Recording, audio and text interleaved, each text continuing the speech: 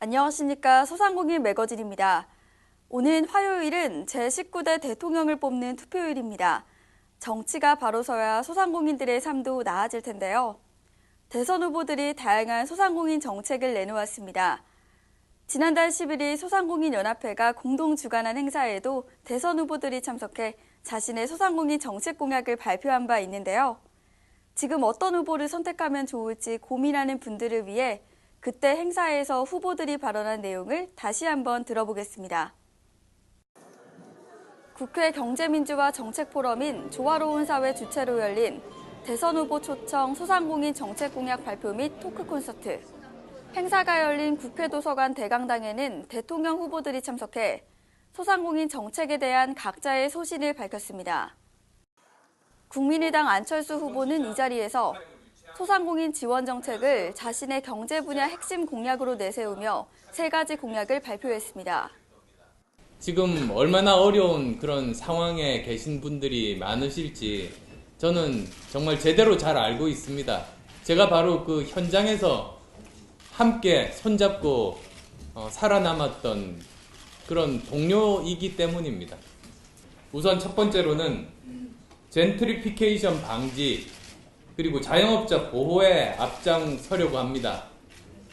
임대차 보호제도 강화하고 가맹사업자에 대한 불이익 금지하고 또 유통시장 불공정 행위에 대한 제재 강화 저는 반드시 필요하다고 봅니다. 두 번째로는 자영업자 영업 촉진을 위해서 신용카드 수수료 인하, 수수료 걱정 없는 IC카드 활성화, 그리고 창업 전 교육과 컨설팅을 지원하겠습니다. 또 전통시장 내 유휴공간, 주차장 등을 활용해서 오픈마켓을 운영해서 시장 방문을 유도하고 또 지역 주민 간 교류의 장이 되도록 하겠습니다. 그리고 세 번째로는 재해 재난으로부터 안전한 전통시장 꼭 만들겠습니다.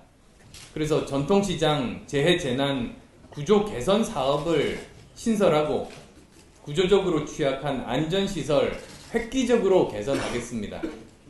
이를 위해서 전통시장, 영세 소상공인 밀집 지역의 안전관리 전담부서 신설도 검토하겠습니다.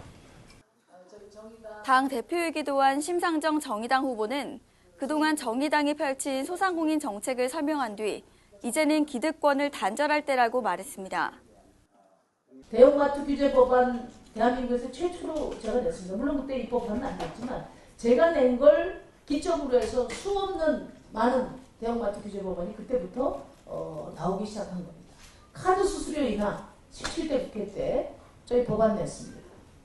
법안은 못 고쳤지만 정부 지침을 다 고쳤습니다. 저희가. 이마트보다 더 낮게 안경사, 안경업계, 미용업계, 그 다음에 음식업계 다 낮춘 거 누가 했습니까? 저희가 했습니다. 큰 당이 한 거 아닙니다.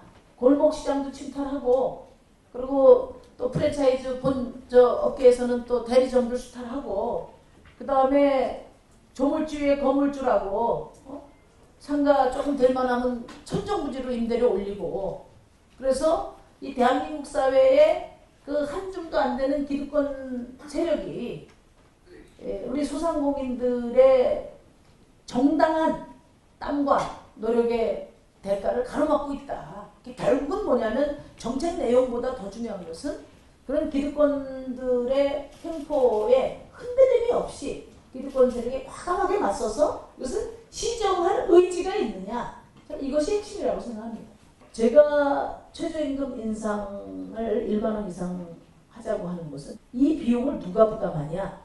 제가 이 1만 원 최저임금 인상의 부담자는 1% 우리 상위 소득자를 대기업, 원청, 프랜차이즈 본점이 사회적 책임을 다하는 방식으로 하겠다.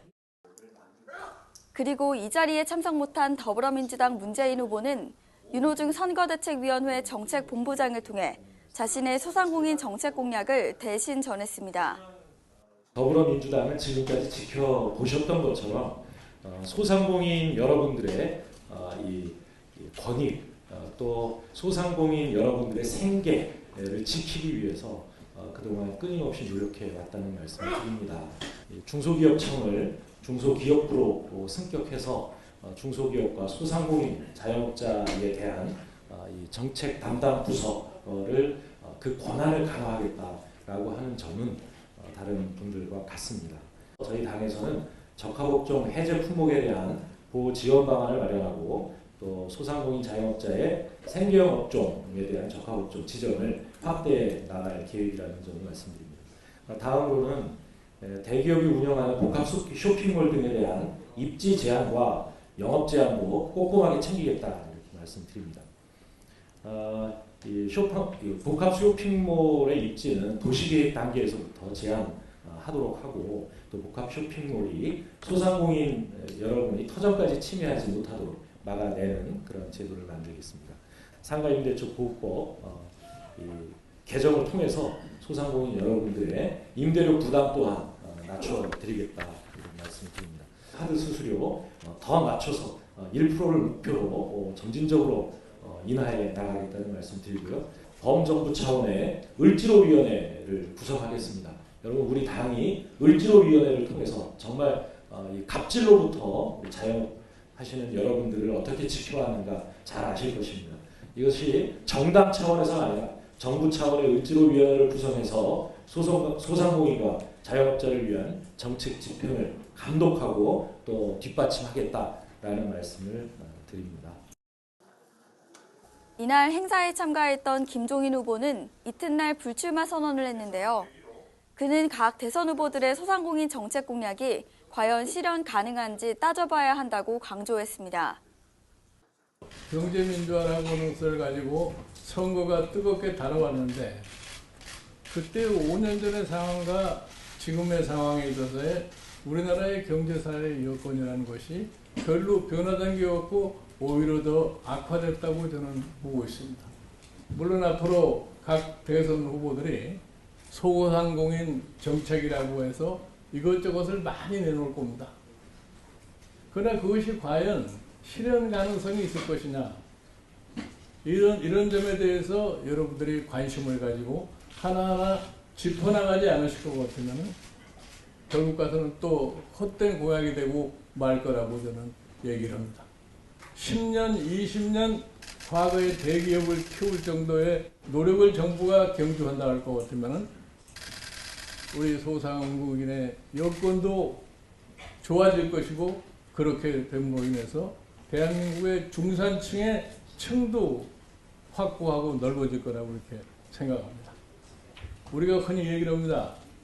정의롭고 공정한 성장, 정의롭고 공정한 시장, 이거를 그대로 말만 한다고 되질 않습니다.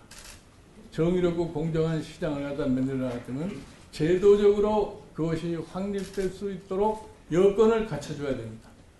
그렇지 않고서는 공정성장도 안 되고 정의로운 성장이 되지가 않습니다. 한편 이날 자유한국당 홍준표 후보와 바른정당 유승민 후보 등은 일정 등의 이유로 참석하지 못했습니다. 이번 행사를 공동 주관한 소상공인연합회는 각 후보에게 차기 정부 10대 정책 과제를 전달하고 소상공인에 대한 후보들의 각별한 관심을 당부했습니다.